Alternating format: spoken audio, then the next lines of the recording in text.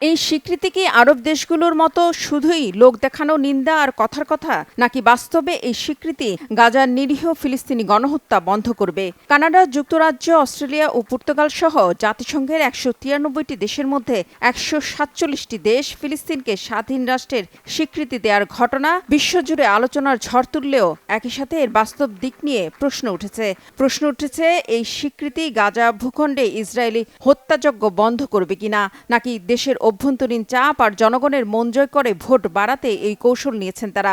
এর পেছনে কি মানবিক কারণ রয়েছে, নাকি রয়েছে শুধুই রাজনৈতিক উদ্দেশ্য? বিশ্লেষকরা বলছেন মানবিক নয়, রাজনৈতিক কারণেই ফিলিস্তিনকে স্বীকৃতি দিচ্ছে পশ্চিমা দেশগুলো। কারণ ইসরায়েলকে থামাতে কোনো নিষেধাজ্ঞা দেয়নি তারা, বন্ধ করেনি ইসরায়েলে অস্ত্র বিক্রি। এমনকি ইসরায়েল বন্ধু যুক্তরাষ্ট্রের সাথেও কূটনৈতিক ও বাণিজ্যিক সম্পর্ক ধরে রেখেছে তারা। আর এত আন্তর্জাতিক চাপের পরেও গাজায় চলছে ইসরায়েলি হত্যাযজ্ঞ। তাহলে কেবল স্বীকৃতি স্বাধীন ফিলিস্তিন রাষ্ট্র গঠনে আদৌ ভূমিকা রাখবে কিনা বা ইসরায়েলের বর্বরতা থামাবে কিনা তা বড় প্রশ্ন হয়ে দেখা দিয়েছে।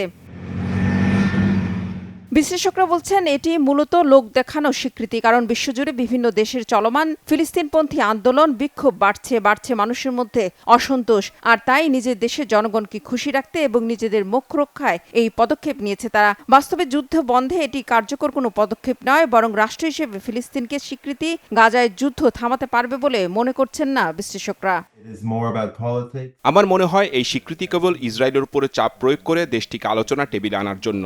কারণ রাজনৈতিক নেতারা মানবিক হিসাব নিকাশের পরিবর্তে রাজনৈতিক হিসাব নিকাশই বেশি করছেন। তারা তো গাজায় মানবিক সাহায্য পৌঁছানোর ব্যাপারে এতটা চাপ দেননি। তারা মূলত নিজ দেশের জনগণের আন্দোলন, বিক্ষোভের চাপের মুখে ফিলিস্তিনকে স্বীকৃতি দিচ্ছে। এটা নির্বাচনী রাজনৈতিক কৌশল, আর কিছু নয়। কেননা ব্রিটেন, ফ্রান্স, স্পেন সহ পশ্চিমা দেশগুলো, এমনকি আরব দেশগুলো কি ইসরায়েলের বন্ধু আমেরিকার সাথে বাণিজ্য চুক্তি বাতিল করবে? তাহলে গাজা যুদ্ধ থামাতে তারা কি বাস্তবসম্মত কোনো পদক্ষেপ নিয়েছে? নেয়নি।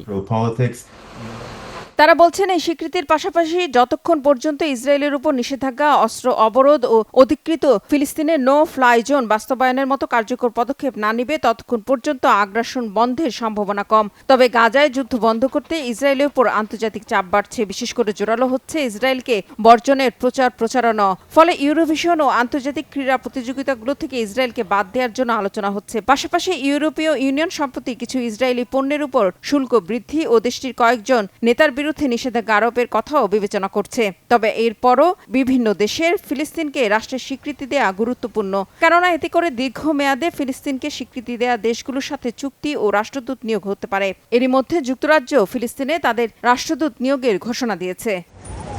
রিফাত জামান, বাংলাভিশন নিউজ ডেস্ক।